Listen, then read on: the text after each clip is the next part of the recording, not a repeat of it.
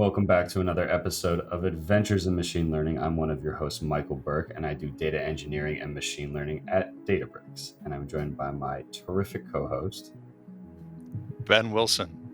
I just write code at Databricks. That's all he does, nothing else. And today we are speaking with Shivek Sachdev. He started his career at Citibank and Deloitte and then moved to Bhutan Airlines, where he became a managing director, a very prestigious position. And throughout his career, he's worked as a professor and entrepreneur, but currently he works at Cantrack, which is Thailand's leading cannabis and hemp seed-to-sale software. And just like with any industry, they leverage lots of machine learning techniques, which we'll get into today. So Shivek, diving right in, what are some of the biggest use cases you see for machine learning in the cannabis industry? Well, hi guys, Shivek here from Thailand. By the way, it's 11:15 p.m. in Thailand, so I guess it's early morning where you guys are at. But back to your question. So machine learning, deep learning AI, I think at the moment, like you can't go wrong with ChatGPT or large language model in the application of like chatbots. That's something which is in your face, by the way. So cannabis actually has its value chain, right? You have like the guys who are growing, you have the people who are in the production extraction industry, you have the guys who are just the seller, the distributor, right? But I guess right now where I see most of it being used is at the dispensaries in Thailand. I think that's an opportunity, but I don't see it happening much. But I guess your chatbots or your you say chatbots would probably be the best application of machine learning in the cannabis industry right now. Speaking about just Thailand, and how much we came, how far we came from the decriminalization. Yeah, so I just wanted to push back a little bit. So LLMs, they can only talk to people. Yeah. Is that really the primary use of ML, of sort of interacting with customers, or are there other things like harvest prediction, classifying whether a plant is healthy or not, or is LLMs really the only use case? Yeah. Well, so basically LLM is probably something which is in trend, so that's why I mentioned it first, being like, something which you read about it every day. I wrote a blog about how to apply LLM models into chatbots application as well, specifically targeted at dispensaries where they can provide information about the strains, and maybe perhaps sell like those products which are legal for them to sell online, because not all the products are available for sale. But yes, you can provide in-store experience information to the customer. You can even provide online information to the customer whenever they say hi to you on Insta or on Facebook. But you're right about how it will be used the same way it's practically used in other industries. So forecasting, for example. But again, like the amount of data which people are collecting is quite skeptical, which is why, again, I'm emphasizing on the LLM's use case more than on the predictive use case. So if you were to look at applying something that's not specifically your end customer interfacing, but utilizing some of these new nascent tools that are hitting, production quality,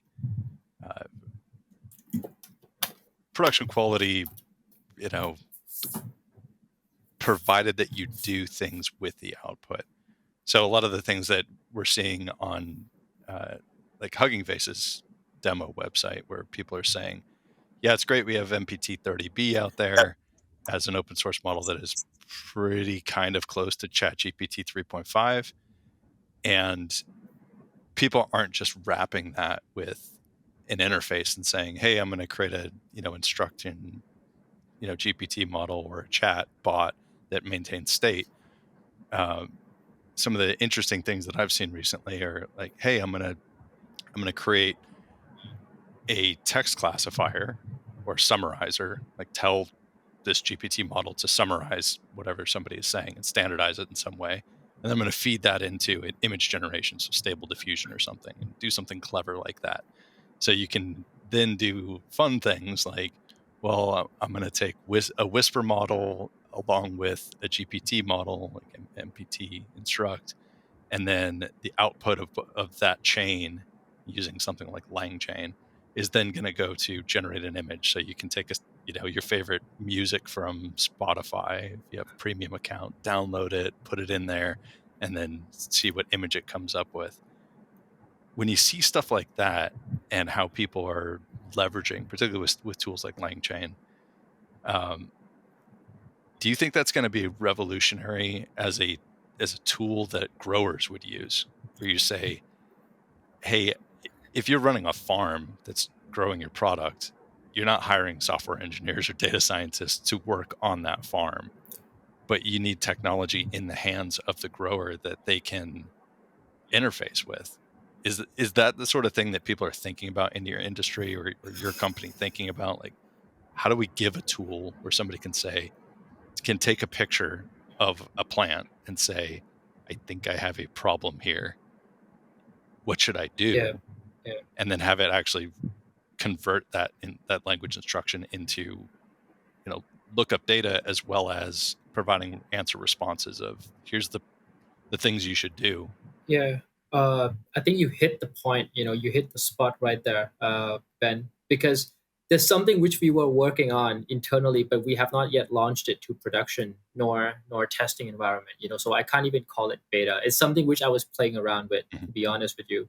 And I like how, you talked about the use case of using like large language models in terms of like, ChatGPT, for example, and not just using it as a chatbot, but more or less using it as a text classifier, using it as a sentiment analysis, or text or topic classification. Because I tried playing around with that as well. So what I did was, because the growers, right, now all the farms in Thailand, especially the cannabis and hemp farms, they're trying to go for those export grades, right? So what's required from them is standards like good agricultural and collection practices, GACP, GMP for manufacturing. And so it comes time for them to actually be very specific on what they do, right? So one of the pain points which the Thai growers is facing right now is what needs to be done, right? Like they started growing indoor, and that came in like all of a sudden, right? So people were not really prepared for indoor like growing. It came in, everyone is doing it now. But as far as I'm concerned, the Thai growers who used to be underground, growing it illegally, there's not many people who know how to grow it in a proper commercial indoor facility. So my point is, what we did was that we got these instruction manual, right? Which comes from whether it's the LED provider, whether it's the actual facility designer. We shove that into a storage, and we use LangChain to actually orchestrate the entire extracting the task required to be done from the PDF file and convert that into a set of instruction which we have in CanTrack. So CanTrack has this feature called work schedule, right? Work schedule is pretty much your to-do list.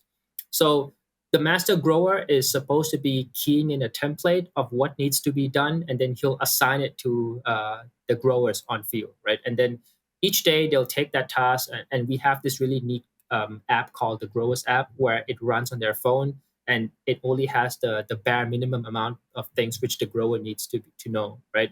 And then what we're trying to do is that, so to automate this task, we're trying to use a ChatGPT base or all those models available on Hugging Face right now, right? To be the means of extracting and transforming tasks from an instruction manual into a to-do list and assign that to a grower.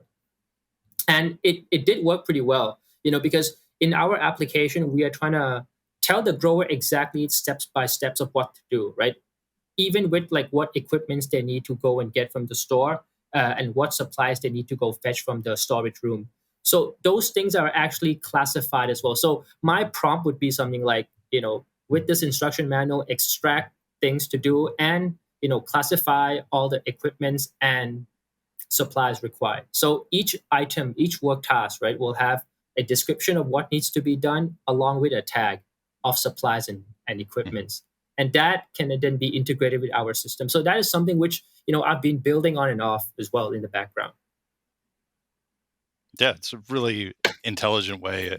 Like everybody that I've talked to, now that I'm on the other side of the fence of not building applied uses of this stuff, but more thinking of how do we build the infrastructure to make that easier. And we still talk to a lot of customers who are working on things, and I'd say a lot of people are in that sort of just playing around phase. It's like they now see this technology and they're trying to think up ways to apply it to their business. But the minority are the people that are talking about exactly what you're talking about. It's like, here's a problem that we need to solve, and this makes our implementation and what we need to do orders of magnitude easier and cheaper and faster. And those are the people that I wouldn't say anybody's really in production yet for this stuff because it's still so new. And there's a lot of like wrinkles to iron out. But like looking at the technology as just a tool to solve actual problems that you have instead of inventing problems to solve with a new technology is really smart. I do have one question though, that is highly specific to the country that you operate in. So for listeners out there that are not aware, the Roman alphabet is not used in Thailand. It is it is a thing. You go over there and you will see English on signs everywhere. Yeah. A lot of people know how to read, certain things, and I'd say English is the second most frequently spoken language in Thailand. But when you go into rural areas, you're definitely not hearing English ever. Yeah, definitely. So a farmer is going to speak Thai, and they're going to read Thai. So when you're building applications that leverage things that are built in the West in English or on, Roman-based alphabets, and also Roman-based language structures, because all of these language models that are they're trained on a lot of English or Romance-based languages. So it might be French, it might be, Italian or something. But the fundamental structure and conjugation and the way that sentences and meaning is conveyed in a phonetic language, and the fact that you don't have this sort of standard Roman-based, language structure. How do you fine-tune something and create an interface that a grower would be able to use? Is that a big challenge? It is. How do you tackle something like that? Well, for basic things, it will just be creating a different JSON, file for a language pack translator. If I can't do that, then that's the first thing we do. I mean, our dev teams also, they don't speak Thai. So we have teams, we have remote teams in India as well. They don't speak Thai. So we're facing a lot of good challenges. It's quite fun, like our meetings are quite fun. You have like Thai, English, Hindi, all jumbled up in one conversation. That's pretty fun too. But that's the culture, I guess, of working remotely. As for the Thai market, the actual user, right? You'll be surprised to find out that many growers in Thailand are not Thai. So some way or another, like that's being handled by themselves. But yes, today I literally had the challenge of trying to explain to a Thai grower what a grower's app is and how they can move. How can they actually update the status of a plant being dead or being classified as a waste, because it's literally there on the screen, but it's just like a lot of challenges to get the Thai people, the Thai growers especially, to know how to make it work. And I'm not saying anything bad here, but the technology penetration rate in Thailand is very, very high. Like people get their hands on technology, but the actual adoption rate, like the adoption in this case, I'm trying to say like putting technology to use, right? It's not so high, right? So that comes itself with a challenge which we're facing every day. So to build something which is Thai facing to the Thai audience or the Thai user is very challenging, especially when all the latest trend and technology are actually based in the Western world, if I can say that. I mean, it makes sense from time that I've spent over in that country many decades ago. You see, if you get out from the major city, and get into farmland area, you start seeing that people are doing things in ways that you would never see in Europe or North America about processes of farming. Yes. And you look at what they're producing, like, food, right? But you look at the yields that they have and how they're able to get something that spectacularly good because of land management techniques, water management techniques. It's in the soil. They're still using but they're using these techniques of animal husbandry on the farm and just ways of adapting to the cycles of nature. Like, hey, when is the monsoon season coming? What days do we have to do these tasks? How do we burn our fields down so that we replenish the soil? This is stuff that's been in their knowledge base for 1,000 years, and they haven't really deviated from it because it just works. So I could see how adopting technology in a way that it's almost like you have to ride this fine line when you're providing advice to somebody who already does something exceptionally well. It has to be pinpoint to solve an actual problem that they have instead of telling them. And this applies to any applied ML. It's a sort of a meta problem. If you're building something that counteracts what somebody's understanding of reality is, and you're saying, no, you're not doing that right, this is a different way, a better way of doing it. If that suggestion is actually wrong and they know it's wrong, they just lost faith in everything that you're trying to tell them. So that's a tough challenge to be a part of. Yeah, we try something like that as well, using like deep learning to do image classification of diseases and stuff like that. But then when we get it wrong, they just lose trust. Like I told them as well that, this is still under process. It's under trial. But yeah, in the end, we managed to get up in terms of partnership with another company. So that's pretty much solved now, for us at least. Nice. But believe it or not, you still get like growers who literally take images of things which can't be classified using deep learning. So, they were supposed to take images of, like, let's say the plants, right? But they took like the images of the clones or the seedlings, which in the end, like, not much classification can be done. So we learned from this mistake, and then so we put in this rule-based condition where we've either checked the images first before sending it for a API call, or we just do a hard and fast block for them to not send these images for inference at our servers in between the first few stages of the growth stage of the plant, because the images coming up will not be of any use for inference. Interesting. So do you do some sort of edge deployed model if you want to do it on an app, saying like a really lightweight YOLO model, saying, is this like, what is this? And if it comes back saying it's a plant, then let it go through. And if it's like, this is a person's shoe, then alert the user like, hey, this is not good. Yeah, we do use something similar to that sort of for stock taking. So like the pre-harvest activities, right? The growers with the master grower would then instruct the grower teams to go and do a stock count of all the plants. This is prior to harvest and defoliation, right? So they will go around and try to scan each plant for counts. But then we also ask them to put in the lot number, the strain, and stuff like that. So things can be cross-checked in the back end. So we know that there are no discrepancies between what is in the system, what is in Cantrack today, and what's actually in the physical world, right? That's when we do a stock count. And then we do it one more time when it gets into the drying room, just to keep tally of all things. Cool. I have a question. Yeah, sure. So sort of going back to a topic that we were discussing earlier, where this is a very nascent industry, there's a lot of opportunity for building new things. How are you thinking about prioritizing what tools add value?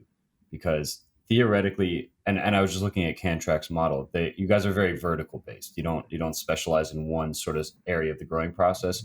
You go all the way from basically seed to distribution. Yeah. And so because of that, you have many possible applications for ML. So how do you think about within the entire organization, how do you think about targeting specific models and specific use cases? Because I would think it would be overwhelming. So the mindset which we are trying to lay as a foundation, I mean, with the team right now is we're trying to move away from just Cantrack being for the cannabis industry, to for Cantrack being for the economic crop industry. To answer this question, which people normally ask, is that can we use Cantrack for crop A? Can we use Cantrack for crop B? And the answer is if there is value in terms of what you're doing, right? Then yeah, by all means use it.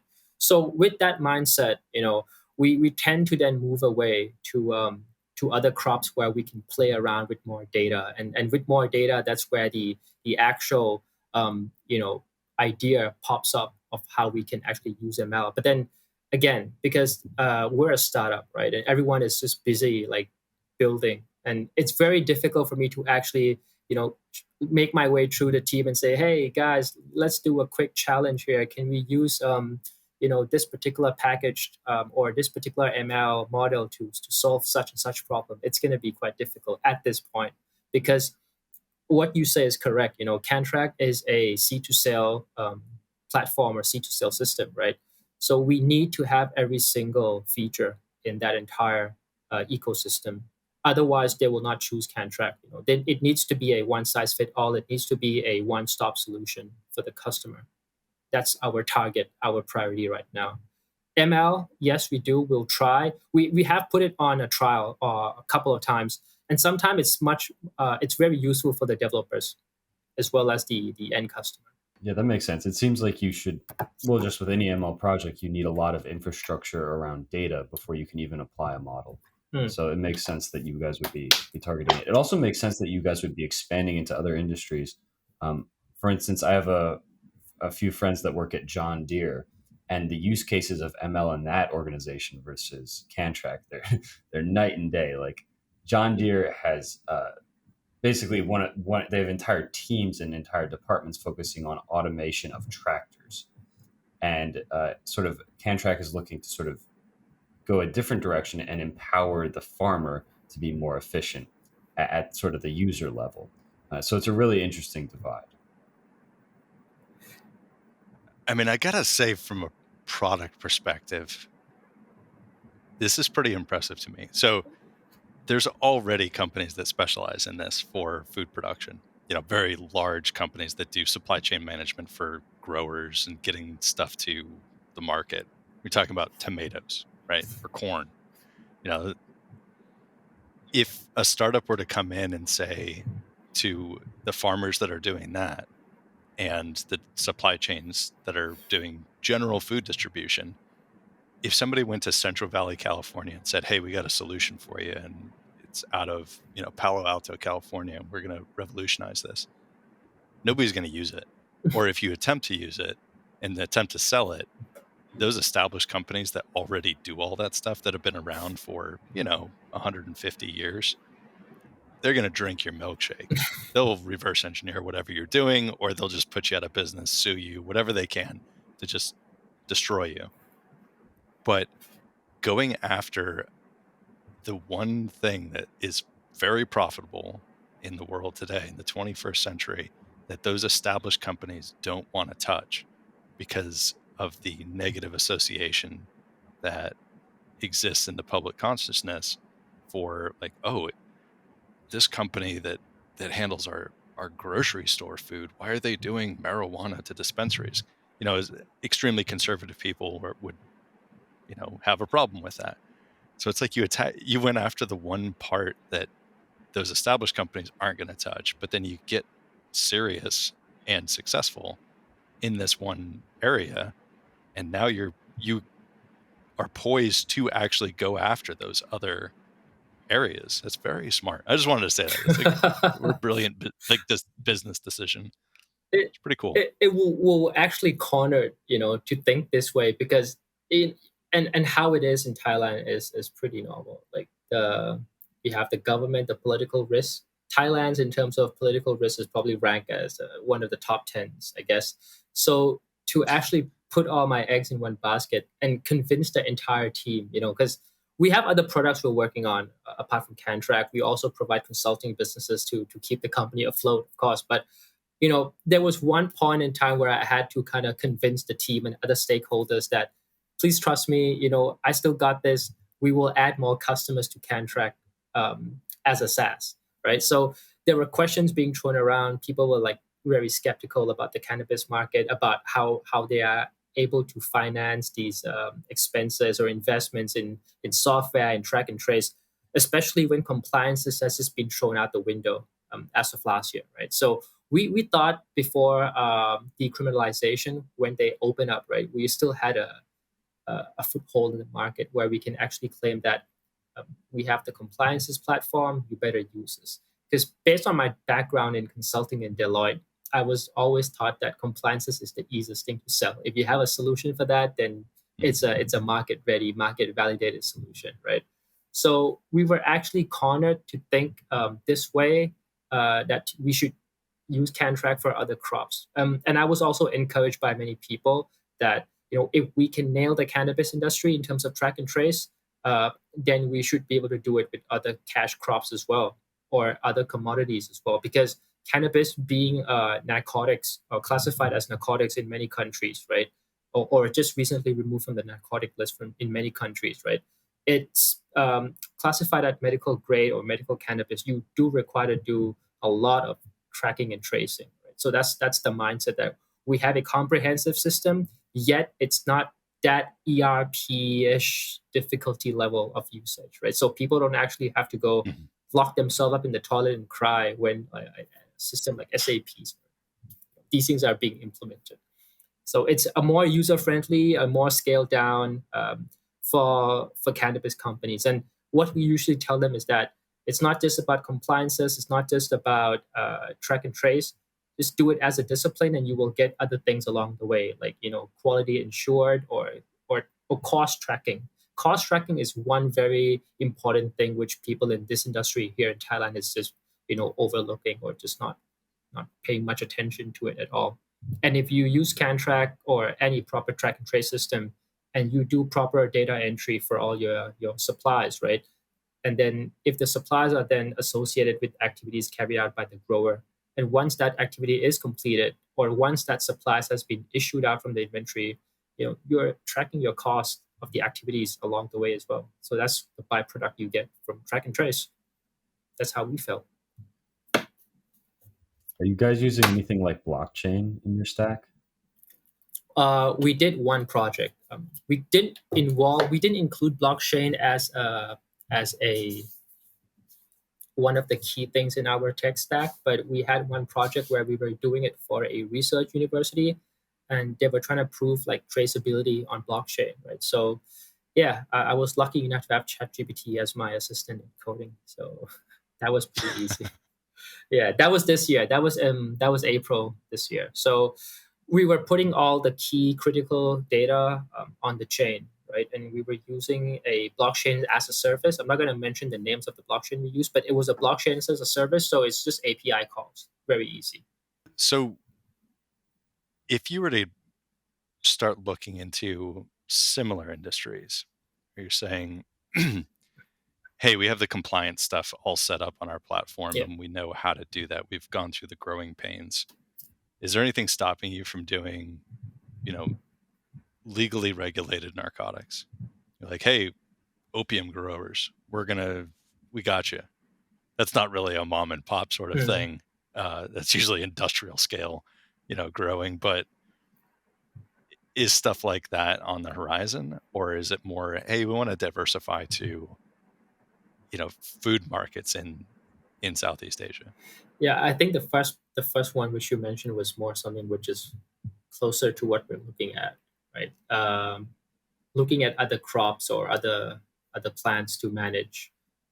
We did had a few conversations talking to people who were growing tomatoes, salads, even rubber, right? Because rubber. There is a need for. There's no need. I mean, there's not a clear need for track and trace, but there is a clear need for traceability across a supply chain, right? So it's the same thing with cannabis, right? Once you take out your you harvest, then you ship it out for extraction at a third party facilities. If you don't have your own extraction facility, then you need to be able to still keep track of that particular batch number or lot number when it returns from the extraction facility. Because then when you sell, and if anything goes wrong, then you can still trace back, right? Even though it's being sourced externally.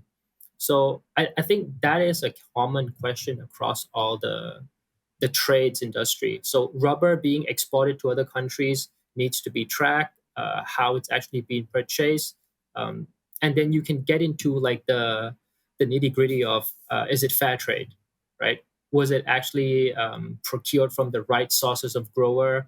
Are these guys really Thai? Are you sure? So a lot of questions are being asked, and I guess yeah, Cantrack in that angle will be able to suffice, and then that's the whole pitch of Cantrack not being cannabis tracking per se, but more like can track. Yes, we can track. That's the whole point of it, I guess. And all these things were not thought of from day one. It just came up to us. It almost seems like another industry that is agricultural in nature that people really care about the sourcing of, at least from my limited understanding, is coffee. Is that something that that would fit into that platform? It's like, hey, I want to know, there's coffee aficionados out there that are like, well, I want single source. I want to know what farm this came off of. Yes. I want to know all the details about the roasting process. So you can track all of that in that software. So if you have all that data, let's say in the future, 2 years from now, you're now being used and your SaaS product is available for 40% of all cannabis growing for recreational use globally, and let's say 10% coffee use for growers. That 10% coffee use is probably 1,000 times more data than the cannabis data, just due to the volume. How do you look at rich data sets like that, where you have insight into the entire process of from when seeds arrive at a facility, they start germinating, all the way to you can track that individual plant seed to a point of sale location anywhere in the globe?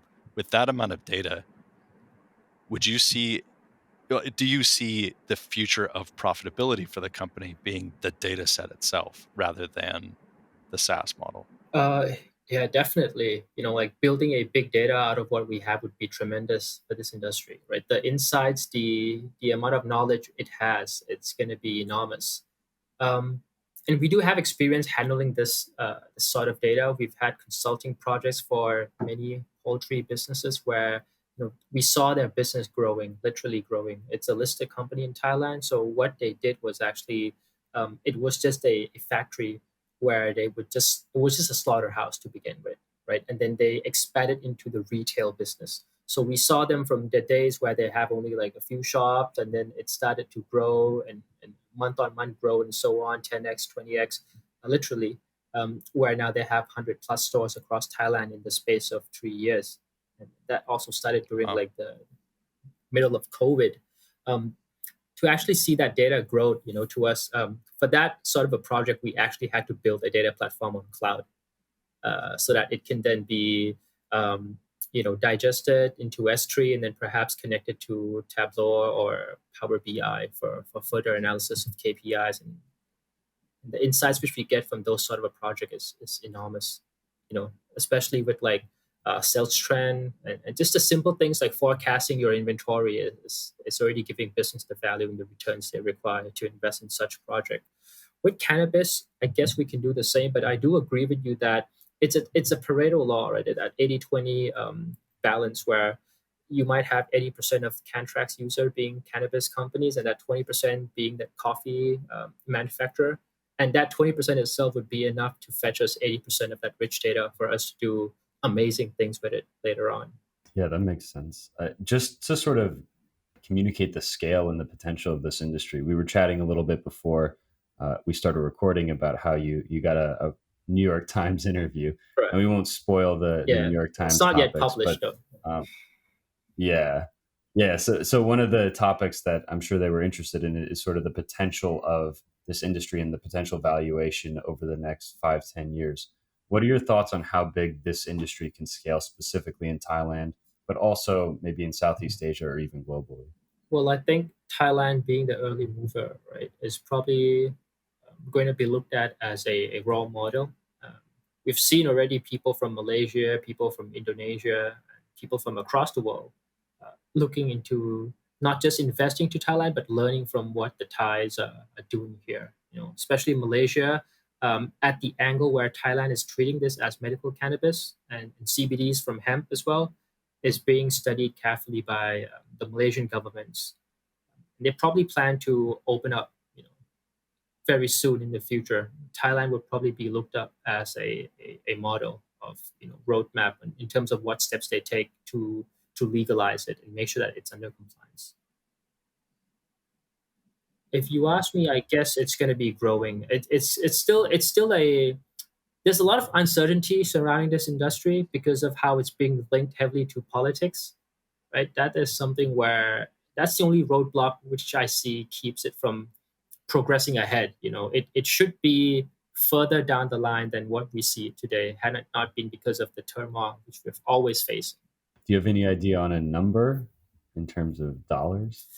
No. It's difficult. Yeah, I was asked that question too by the guys from New York Times, but it's a very difficult number to find as well because although when you open up business and you have like free trades coming in, you have foreign investments coming in, it will just be classified as a business in agriculture, right? And then because it's not illegal anymore, you can just file for a license. So you just have to tell them that you're growing cannabis and you're free to grow whatever you want.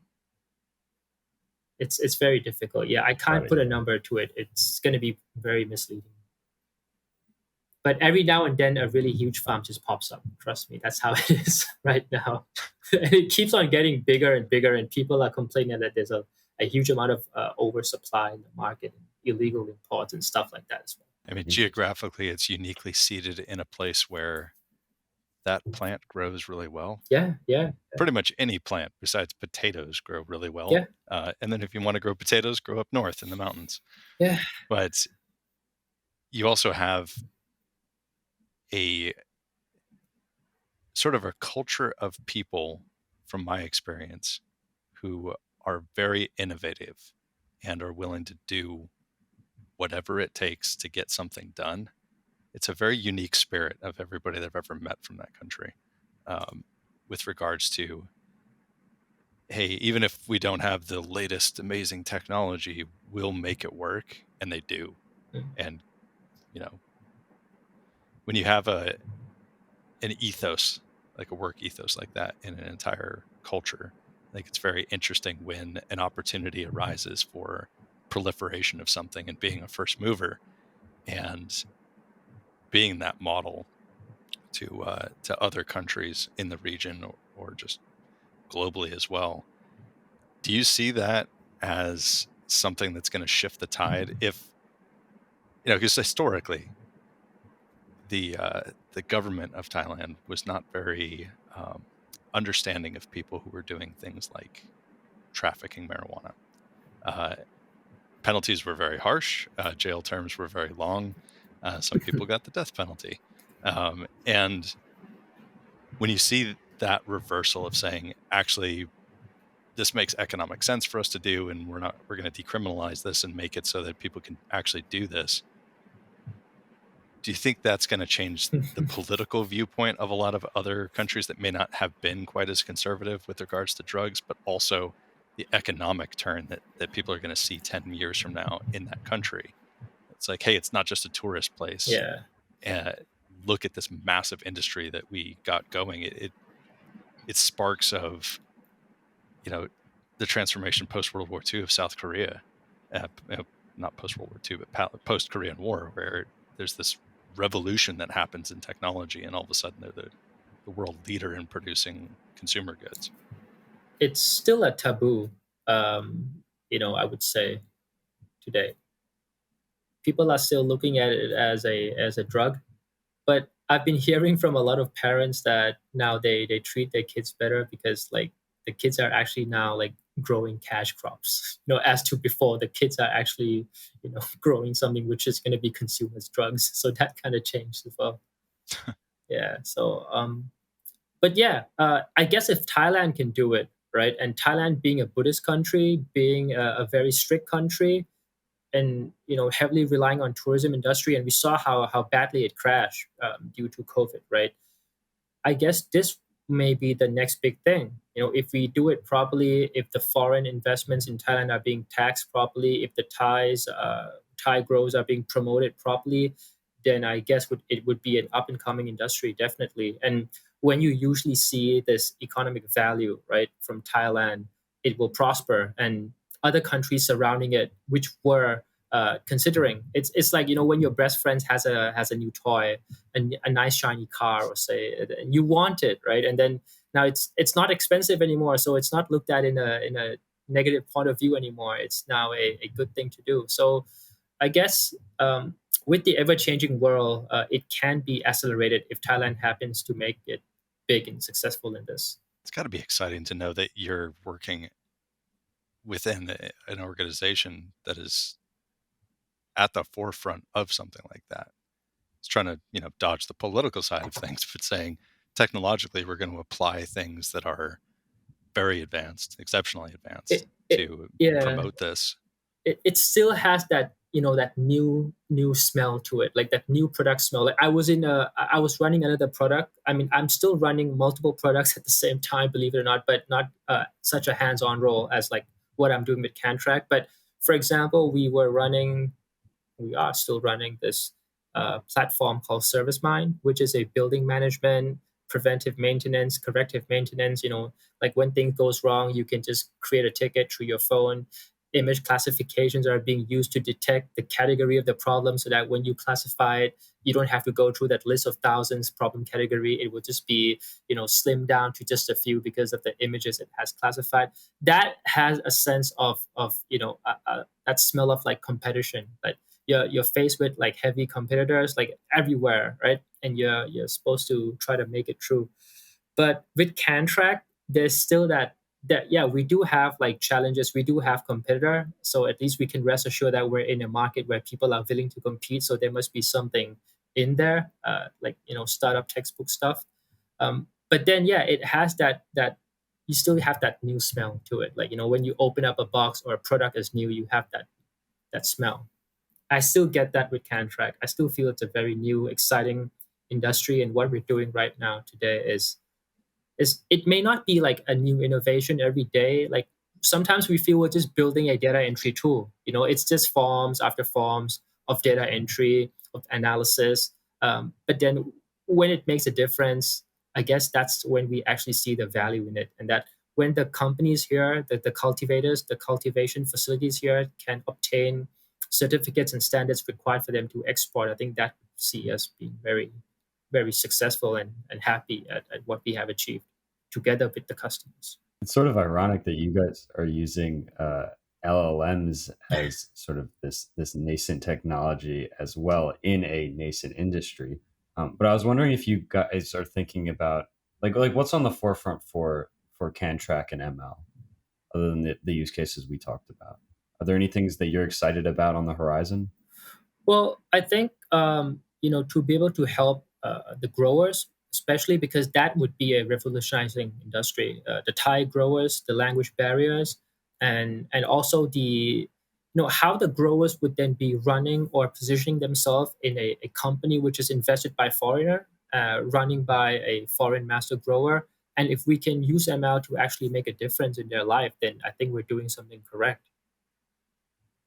So even if it's just as basic as using LangChain to actually extract something from a PDF file, feeding it to a vector database, and then fetching it at real time, being like a advisor on how to use the system using chatbots, or even classifying topics. If it helps the growers or if it helps the Thai industry, then I think we're doing something right. You know what I mean? Right? I mean, with the rich data set that you could potentially get with, you know, if you have half the people in the country that are using your app that are Yeah, in the process of definitely. growing, and you're doing image classifications for pretty much every potential problem as well as every potential success for Yeah, we're doing that, right? So this we, plant species, yeah, you have this data set that you could be storing and using for all these other potential use cases where you, with that tracking data, and if part of that supply chain prior to going to a dispensary goes for testing, they say, hey, we need, in order for this to safely be sold in country X, we actually have to get full lab testing of this to determine cannabinoid content, ratios of these different compounds. If you're making CBD things out of it, it has to be analyzed in a slightly different way. But you have that link between, yeah, you know, how it which grows. seeds were used Yeah, and how it was grown and what was the actual growth conditions, what was the moisture yeah, content of the soil, what was the pH of the soil, what fertilizer was put yeah, down. You basically are running or potentially have the results of an uncontrolled but fully documented massive design of experiments as part of your data set. And you could basically sell that data to say, here's the optimal way to grow yeah, this thing. yeah. And then have, yeah, now I'm thinking of a product, but you could, leveraging an LLM with something like, hey, I want you to distill all of this information that we have about Right, these 600 different strains, and here's the successes that we right, had. Find the optimal conditions of what we should do for this is where I'm trying to grow this. Here's my altitude, yeah, rainfall data, sunlight, and everything for the year. What should I do? And it sits there and yeah, goes and yeah. Autopilot. retrieves that data and it gives you Yeah, like the instruction set of like, here's the probable best yield you're going to get yeah. for the best amount of profit.